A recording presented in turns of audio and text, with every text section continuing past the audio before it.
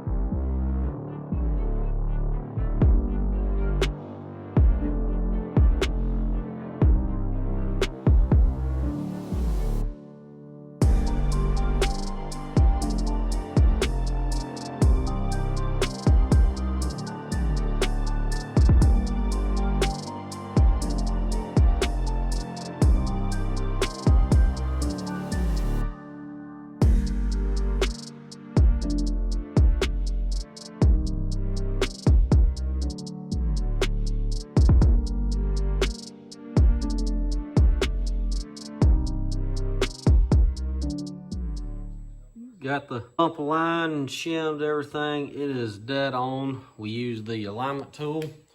Got it lined up perfect. Got the engine lined up.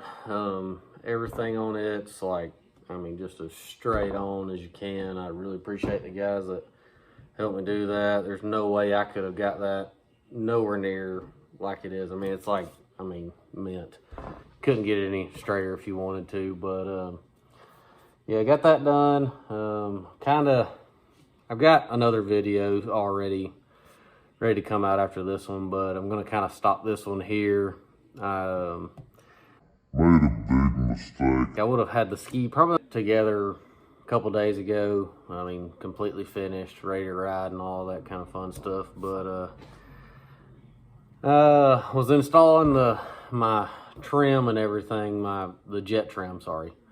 Putting the jet trim on that, and I was just about done with it, and I don't know if the glue fumes got to my head or what. I have not a clue, but I made a huge mistake and caught the jet ski on fire. So yeah, been dealing with that, trying to deal with getting the things that caught on fire fixed, replaced, just fixing all that kind of fun stuff. But I will leave y'all on that, and you can find out everything and see what happened in the next video.